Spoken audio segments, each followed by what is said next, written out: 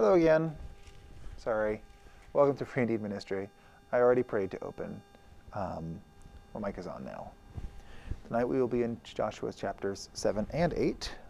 And so last week we went over Joshua chapter 6. And what did we go over? We talked about the defeat of Jericho and how it wasn't necessarily like a military battle. God told the Jews to do a very just like interesting process, and it really was just to prove that God was taking care of everything. And basically it's just a miracle what God did by the process that he had them do, which was walk around the city 6 times, and then on the 7th time they walked around 7 times, and then they shouted, and that caused the walls to fall in, and they were able to go in and conquer Jericho. Anything else? I was going to say they fell out. Right. Oh, did they fall out? Sorry. Yeah, outwards. Wait, but there was something interesting about that. I heard Because I was saying that if they had used like a siege weapon or something, like a battering ram, it would have broken in. Duh. Okay. The fact that it fell outwards was Yeah. a sign of it being a miracle. So we were saying, yes, this was a miracle that God did. It was completely miraculous. There was nothing about it that was like partly like, oh, of course marching would make the walls do that. It's like, no, it wouldn't. It was a miracle. And it also was the kind of thing that we talked about the nature of miracles, how one day they are impossible and the next day they happened. And so we were saying with the marching, it wasn't like every time they marched, the walls crumbled a little bit more. The walls were completely solid, and then the last time when they shouted, the walls fell down completely. That was God's doing. We mentioned how they walked 7 days straight, and so that means at least one of those days was the Sabbath, and yet the command from the Lord was to do that. And so we were saying be careful of trying to find like pseudo-spiritual excuses to avoid doing the thing that God is telling you to do. We gave the comparison of when Jesus healed someone on the Sabbath, and the people, because they already were angry at Jesus and didn't like him, were using that as like an excuse to try to discredit him, even though, of course, it wasn't born out of any actual heart of wanting to please God. It was just because they had already concluded that they wanted to discredit him, and they were looking for excuses by that point. And I think that's kind of about it, at least that I remember. So now we'll take a look at chapter 7, and we'll read verses 1 through 5. But the sons of Israel acted unfaithfully in regard to the things under the ban. For Achan, the son of Carmi, the son of Zabdi, the son of Zerah, from the tribe of Judah, took some of the things under the ban. Therefore the anger of the Lord burned against the sons of Israel. Now Joshua sent men from Jericho to Ai, which is beside Beth-aven on the east side of Bethel, and spoke to them, saying, Go up and spy out of the country. So the men went up and spied out Ai. And they returned to Joshua and said to him, Do not let all the people go up, but let about 2,000 or 3,000 men go up and attack Ai. Do not weary all the people there, for the people of Ai are few. So about 3,000 men from the people went up there, but they fled from the men of Ai. The men of Ai struck down about 36 of their men, and pursued them from the gate as far as Shebarim, and struck them down on the descent. So the hearts of the people melted and became as water. So, there's a lot of talk these days about like artificial intelligence. You see the Bible talks about AI. Sorry. That's why I didn't like to say it, 'cause AI. I don't really know how you pronounce that, but yeah, AI is what I've always done, so that's what I'm going to say tonight. All right, so we see right here that Joshua says, like, we don't need to send all the people. Just a few thousand will do, because Ai is not a big city. And then, but they fled before the people of Ai. So the question is, did Joshua make a mistake here in his commandment to only send a few thousand people? Okay. He didn't tell them to attack, though. What was that? He didn't tell them to attack, didn't he? Didn't he just say to go and spy? He says to go and spy, but then in verse 3 and then verse 4, it says about 3,000 men from the people went up there, meaning to attack it. Oh, okay. So you say no? Why not? Well, are we asking why, if it was a mistake because it failed, basically? Like they ran away from Ai? Like when he says, no need to send everybody, just a few thousand. Oh, Was that a mistake? no, I don't think so. How come? Well, because why? I mean, he just trusted that they wouldn't need that many Why did they fail? because they had taken something from Jericho that they weren't supposed to take. Right. So Joshua was not behaving cavalierly here. They went and spied out. They assessed it. They thought it doesn't need that many people. It clearly says there in verse 1 that it was because Achan had taken the things that were the accursed things from Jericho, which means if Joshua had sent more people, the situation would not have been different. The situation was, it was not a case where like Joshua trusted in the Lord for Jericho and now was just trusting in his own might. That's not what was happening here. In fact, sending all the people might have been, evidence of him perhaps trusting in their might. But no, Joshua was perfectly fine in what he did there. The problem was that Achan had sinned. Here's the thing, though. I'm sorry, did Joshua know that Achan had taken stuff or no? No, we're going to see later in the chapter. Here's the thing, though. In verse 1, it describes who it was who sinned. Who was it? Achan. It was Achan, right. And it clearly names him, and it doesn't just name him, it names like his whole lineage there too. So it's very specific. It was this guy. But what does the very first part of the verse say? The children of Israel. Right. Plural. Sons of Israel, the children of Israel acted unfaithfully. And it says that Achan did these things. Therefore the anger of the Lord burned against the sons or the children of Israel. So it's using this plural in the sense that Achan's sin was not just confined to him. His sin caused this guilt basically to spread throughout all the people. This is the nature of the effects of sin. And this is the kind of thing, I've talked about before. I know it's something that Gaston remembered, particularly when I used the expression splash damage, which is kind of like a sort of a strategy game term. But it's true that your sin does not just affect you. Now, especially if you're a leader, that's the case. If you're a leader, your sin will affect you, affect people around you, and it will especially affect the people under you. We know this. The Bible talks about multiple times how a wicked ruler is like a scourge on the people. And not just because he oppresses them, but also because it's like he's bringing the wrath of God on the entire people. And even besides that, though, even if you're not a leader in some capacity, your sin is going to affect people other than you. So, in the same way as I think we talked about it a little bit last week, where Jesus says, if you are faithful in little, you'll be faithful also in much. If you are unfaithful in little, you'll be unfaithful in much. It's the same kind of thing. It's like if you think my sin doesn't matter because it's just affecting me, that's kind of like if you are unfaithful in that way, then it's not as if once my life starts affecting more people, then I'll clean up my act. That's not what happens. And this is true beyond just biblically or spiritually. This is the kind of thing that long has been known, the whole thing of when you have folks who are, say, addicts in some way or another, and then they go and try to start a family and have kids, hoping that this will help me sober up. It doesn't. You have to get clean first, because otherwise you're taking on the extra responsibility. Is just you're now bringing more people into your life that your bad decisions are going to impact. And the thing about it is, Achan, and only Achan, was the one who sinned. And yet, his sin affected all the people. It says right there in verse 5, 36 people got killed. None of those 36 were Achan. There was 36 other people who were minding their own business, doing what they were supposed to, presumably, and yet they got killed. Which on the surface seems dreadfully unfair, until you realize that it's not the kind of thing where God was like, Achan, because you sinned, I am going to kill these people. It wasn't God who was choosing to, imbalance things by killing off these people who hadn't sinned. It was the side effects and the consequences of his sin. That is the nature of sin. It is going to bring bad effects on people besides you.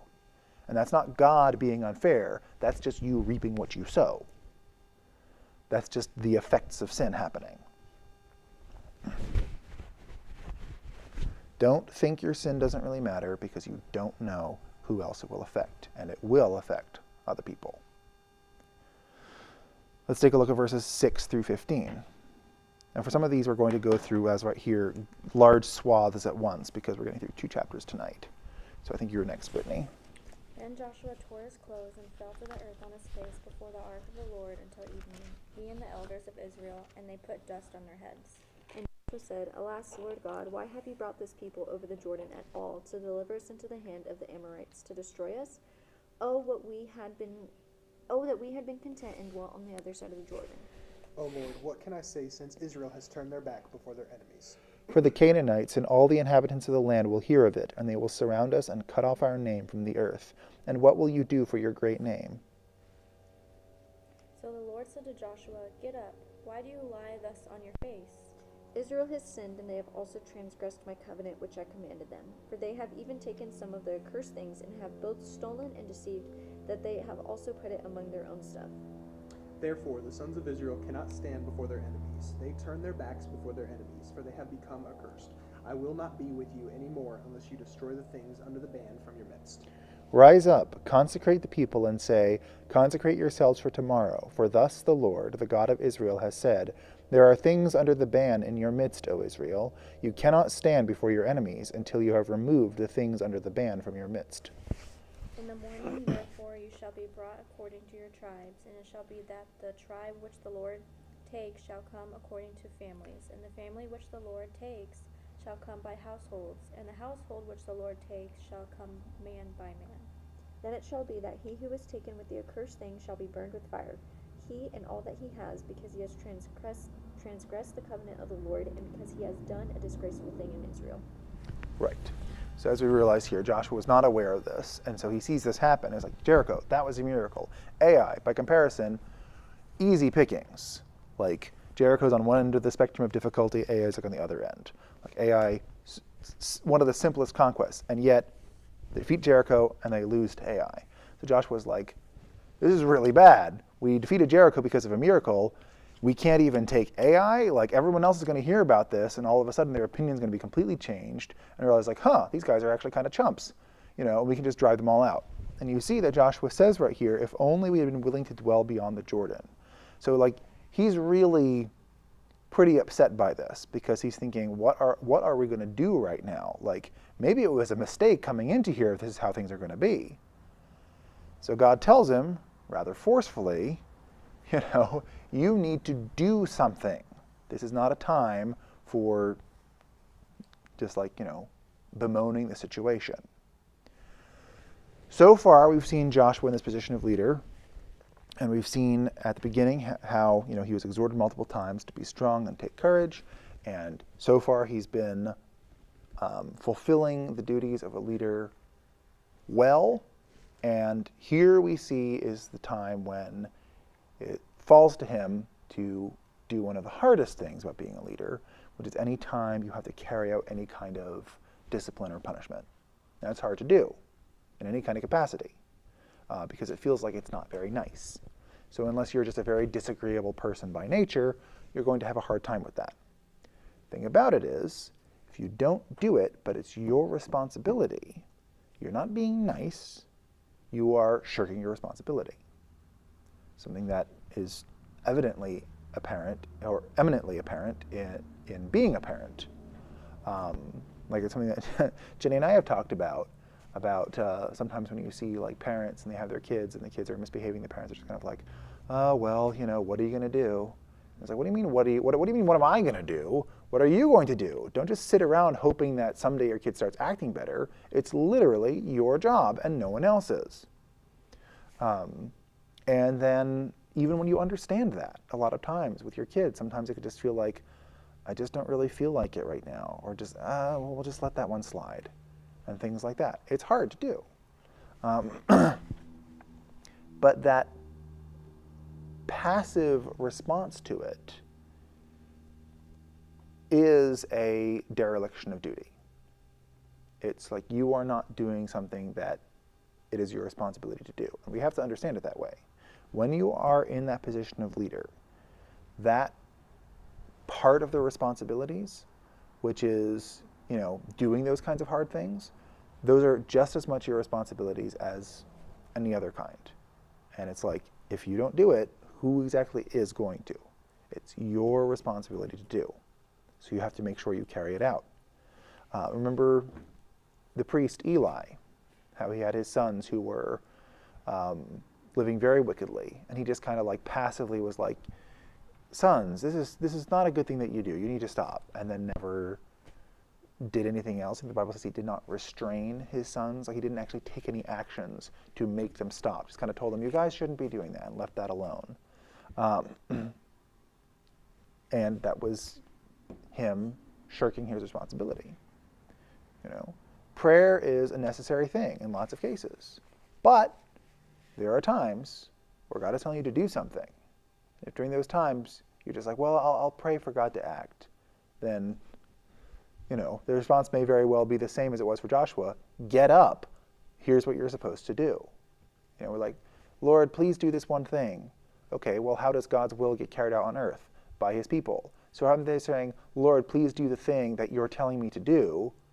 That's just laziness. Because he's already given it to me to do. And I'm just like, well, I wish you could do it, God, but just like because of someone else. Remember when Moses was there and God was telling him that he was going to lead the people out? And he keeps telling God, like, well, could it be someone else? Could it be someone else? And finally God just gets mad at him. He's just like, Moses, I am talking to you. Like, when are you going to figure it out that I'm telling you to do this? Not because I just like stumbled upon you, but because I actually mean you and not someone else. Right. So people are going to be brought before, and they're going to be casting lots to figure out with whom the sin lies. So let's take a look at verses 16 through 19. Who's next?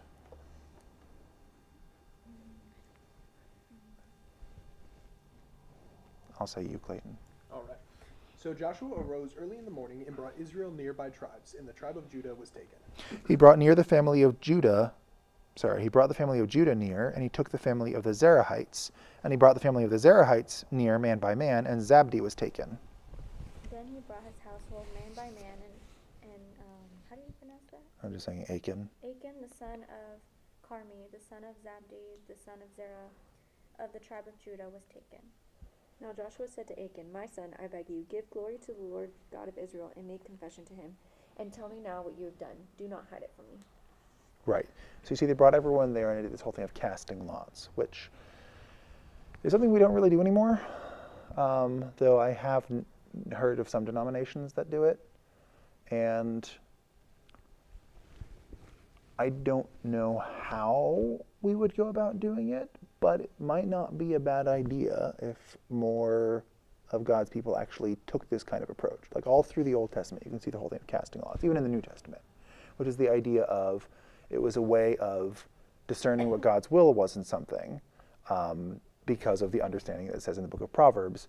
It says the lot is cast into the lap, but the, I forget the word that's used, the disposing of it, I think, is of the Lord. Meaning like these things that appear to be random are actually things that God has control over.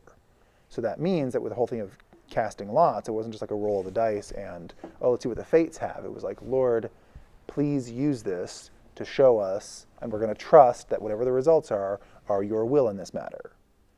Do you know, it wasn't, when that says casting lots, was that what they did? Did they roll like some kind of dice? I know it's obviously not a chance thing, but was that what they did? Well, I mean, yeah, it was something like that. Right, We don't know exactly how it worked here. I mean, the word lot is the same root as the word lottery.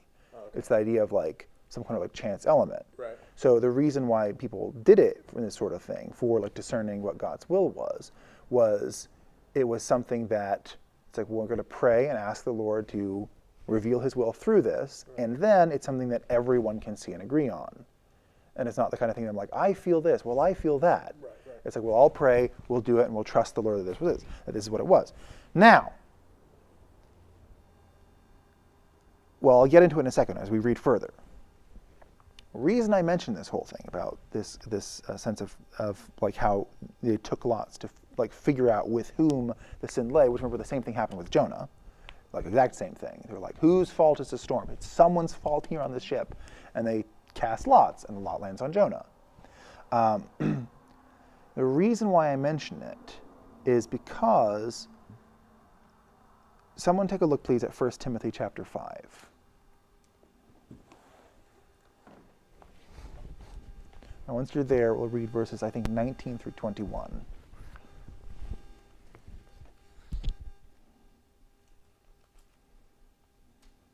Chapter 5, Yes.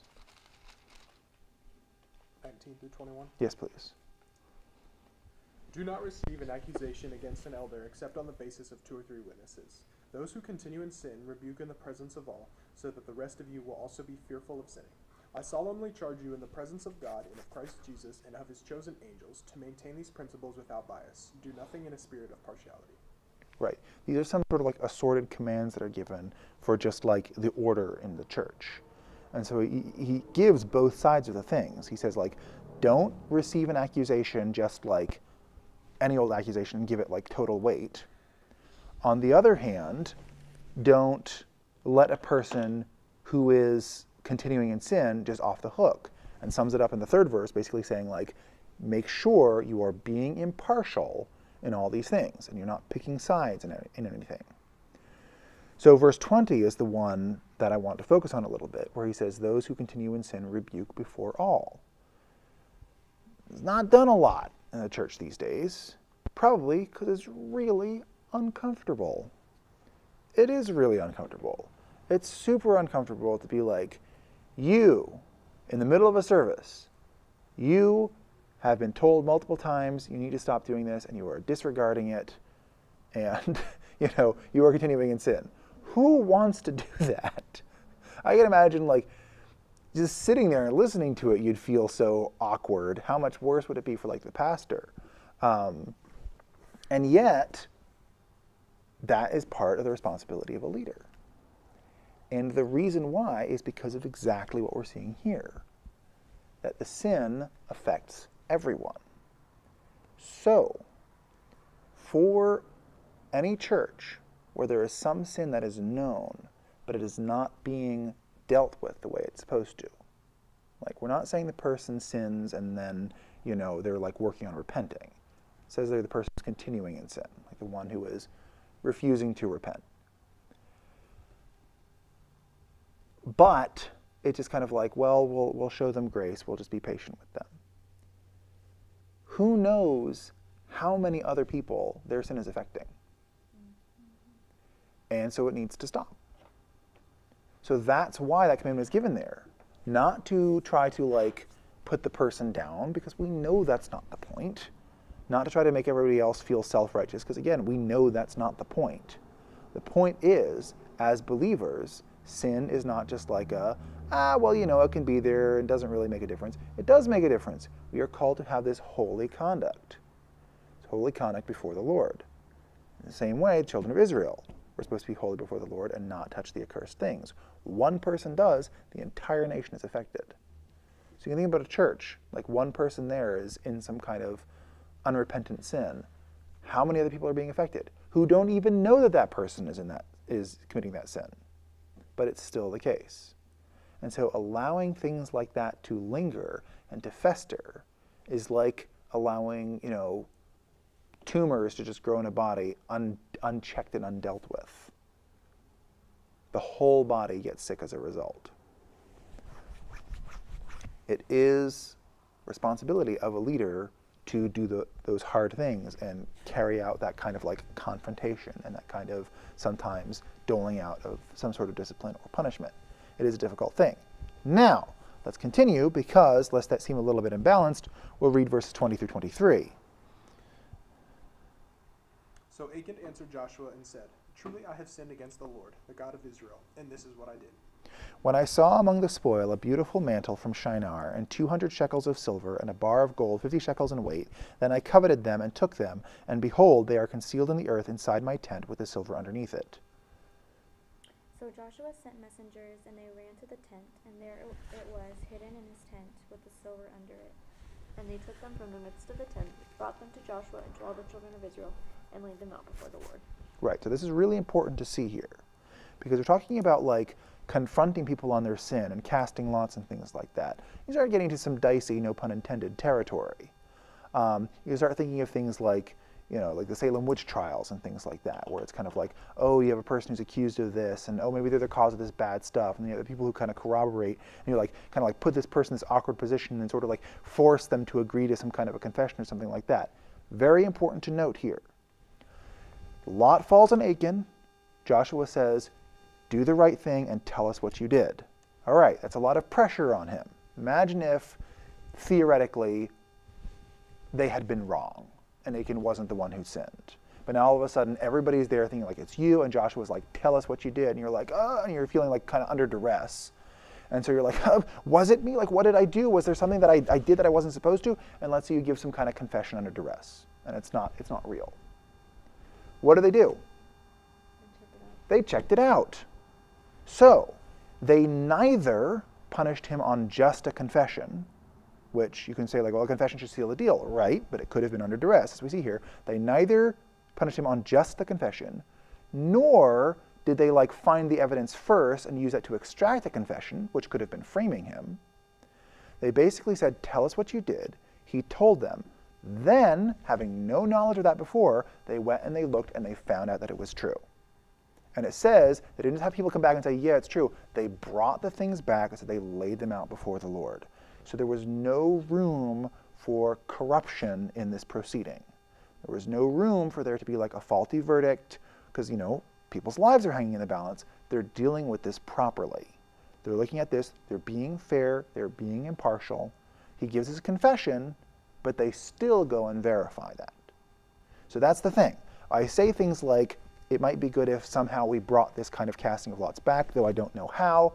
But it is important that however the church proceeds in matters like this, that it be impartial and that it check these kinds of things out. And that just off of a person's admission of guilt, which, might have been in a moment of stress or something, that sort of thing is still investigated and looked into. If he said, like, I had these things, okay, where are they? And then he didn't have them, then it would have been like, okay, no, it's not that. But it was that he confessed what there was, exactly what it was, and they went and found it was exactly as he said. So that's the important thing.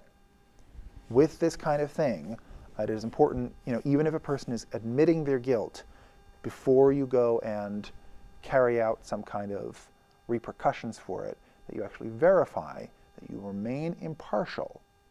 I remember there was a time when Jenny was talking to me and she was saying, like, why are there, like lawyers who defend a guilty party and knowing that they're guilty?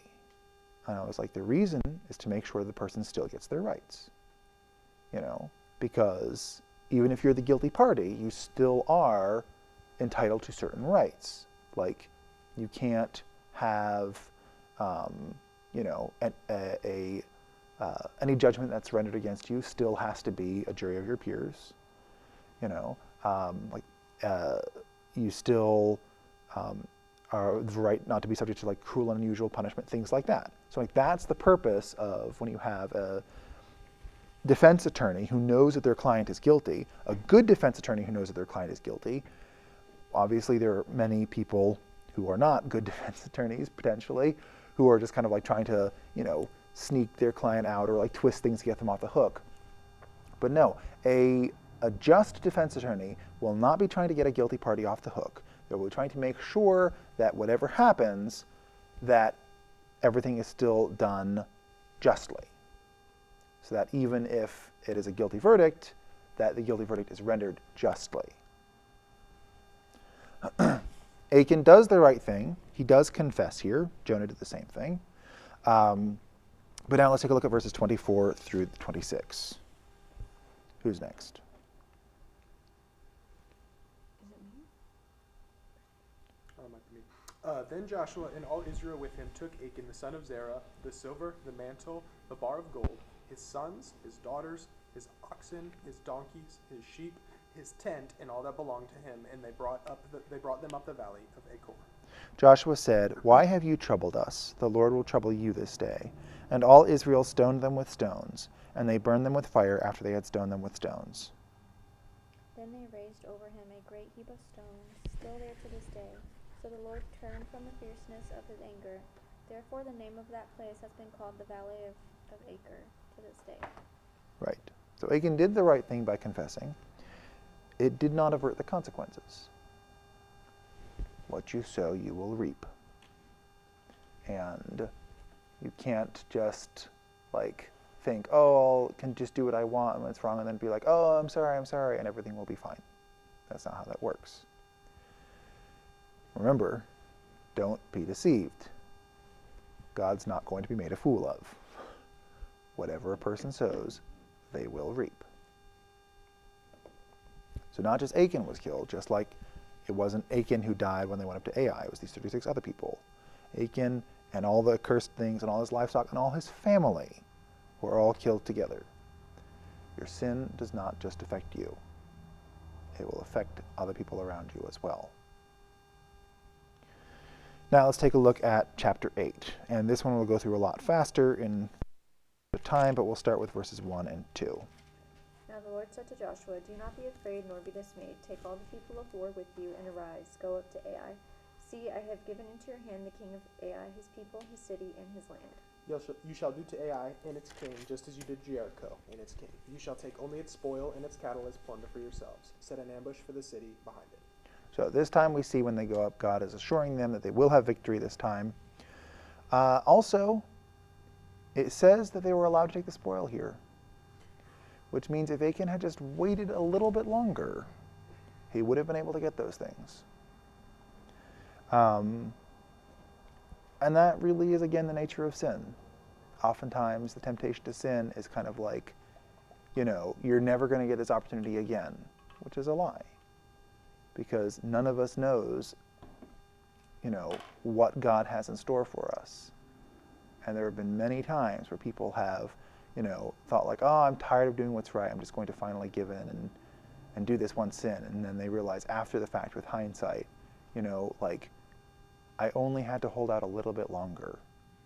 And then the thing that I was so desirous of that I went and took the wrong way, God had in store for me the right way. I didn't have to go and sin for it, but it's, too late to go back now. But let's take a look at 3 through 18. So Joshua rose up with all the people of war to go up to Ai, and Joshua chose 30,000 men, valiant warriors, and sent them out at night. Verse 4. And he commanded them, saying, Behold, you shall lie in ambush against the city, behind the city. Do not go very far from the city, but all of you be ready. Then I and all the people who are with me will approach the city, and it will come about, when they come out against us as at the first, that we shall flee before them. They will come out after us until we have drawn them away from the city, for they will say, They are fleeing before us at the first, so we will flee before them. And you shall rise from your ambush and take possession of the city, for the Lord your God will deliver it into your hand. And it will be, when you have taken the city, that you shall set the city on fire. According to the commandment of the Lord you shall do. See, I have commanded you. Joshua therefore sent them out, and they went to lie in ambush, and stayed between Bethel and Ai, on the west side of Ai. But Joshua lodged that night among the people. Now Joshua rose early in the morning and mustered the people, and he went up with the elders of Israel before the people of Ai. Then all the people of war who were with him went up and drew near and arrived in front of the city and camped on the north side of Ai. Now there was a valley between him and Ai. So he took about 5,000 men and set them in ambush between Bethel and Ai on the west side of the city. And when they had set the people, all the army that was on the north of the city, and its rear guard on the west of the city, Joshua went that night into the midst of the valley. It came about when the king of Ai saw it, that the men of the city hurried and rose up early and went out to meet Israel in battle. He and the people at the appointed place before the desert plain, but he did not know that there was an ambush against him behind the city.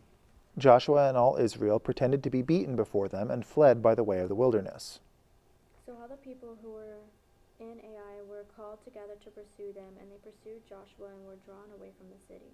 There was not a man left in Ai or Bethel who did not go out after Israel, so they left the city open and pursued Israel.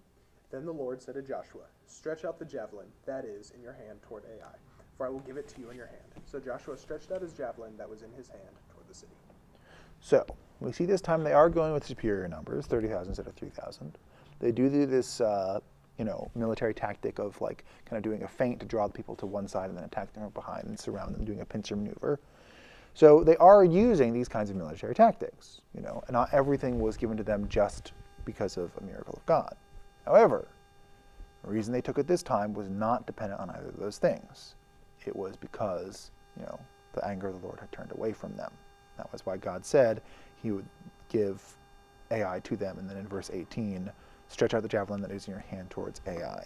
Kind of like a showing the destruction that was coming on Ai from the Lord.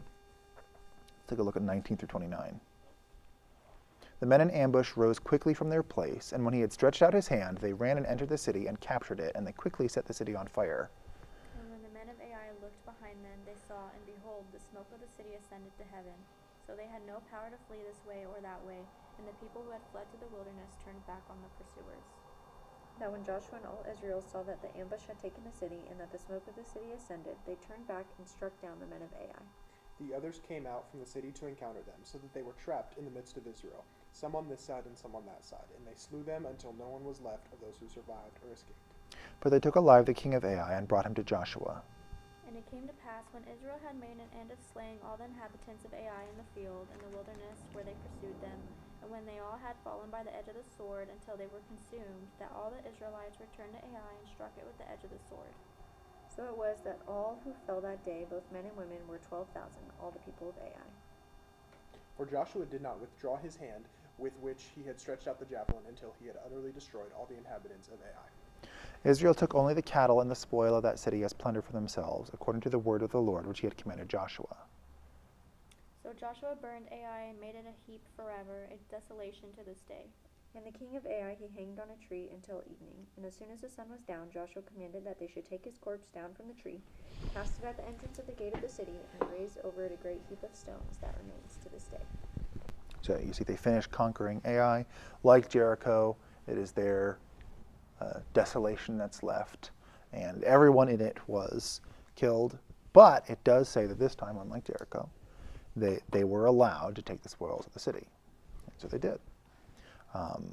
And had Achan not sinned in the first place, he would have been able to get the spoils here. He would have still been alive, and those 36 people earlier would not have been killed in battle. But now let's finish out the chapter, because we see that after the conquest of Ai, Joshua does something very important. Then Joshua built an altar to the Lord, the God of Israel, in Mount Ebal. Just as Moses, the servant of the Lord, had commanded the sons of Israel, as it is written in the book of the law of Moses, an altar of uncut stones on which no man had wielded an iron tool, and they offered burnt offerings on it to the Lord, and sacrificed peace offerings. And there in the presence of the children of Israel he wrote on the stones a copy of the law of Moses, which he had written. Then all Israel, with their elders and officers and judges, stood on either side of the ark before the priests and Levites, who bore the ark of the covenant of the Lord, the stranger as well as he who was born among them. Half of them were in the front of Mount Gerizim, and half of them in front of Mount Ebal, as Moses the servant of the Lord had commanded before, that they should bless the people of Israel. Then afterward he read all the words of the law, the blessing and the curse, according to all that is written in the book of the law. There was not a word of all that Moses had commanded which Joshua did not read before all the assembly of Israel, with the women and the little ones and the strangers who were living among them. So, after the conquest of Jericho, and then they go to conquer Ai, and they have the, debacle that happens because of Achan going and sitting in this way. Joshua, after Ai is conquered, takes the time to stop and make sure that everybody who is there is reminded of the words of the Lord. Joshua so far has been very careful to listen to and obey all the words of the Lord. So he's setting a good example for them. But now, beyond just doing it himself and letting the people have the blessing of having a righteous leader, he is going a step extra and making sure that everybody else is also listening to the words of the Lord. So this wasn't something that God had commanded specifically for them to do at this time. But he goes and he stops, he offers these sacrifices to the Lord to remind everybody that this victory was the Lord's doing, and he also has everybody gather and reads all of them. Make sure they're all listening and paying attention, which is another responsibility of the godly leader. It's not just doing the right things yourself, it's also making sure you take the time to ensure that people under your leadership are also being reminded of what the right thing is to do. It's not probably the case that these people here, like, oh, they didn't know the law of the Lord or something like that, or hadn't heard it before, but he's taking the time to make sure that they are reminded of it. And they listen to these things. And having the half standing on Mount Gerizim and the half standing on Mount Ebal, which is something that had been commanded in, I believe, the book of Deuteronomy, talking about when you read out the blessings and the curses, people on Mount Gerizim like read the blessings part, and the people on Mount Ebal read the curses part, which was just like a way of it being more interactive and also having that picture clear, the clear distinction between, having God's blessing on you and having God's curse be on you. And so he's doing that here, setting that example for them and reminding them all of it. Which brings us to the end of chapter 8. So next week, we'll see where we get. But we probably only have a couple more weeks of Joshua. There's like... What was that? There's like 20 chapters of Joshua. How do we only have a couple weeks left? What was the sound that you made? Distress. How do we have 20 chapters of Joshua, but only a couple weeks? There are a large number of chapters in the middle of Joshua, which are just kind of like details of things. Okay. So those are ones we'll probably skip over.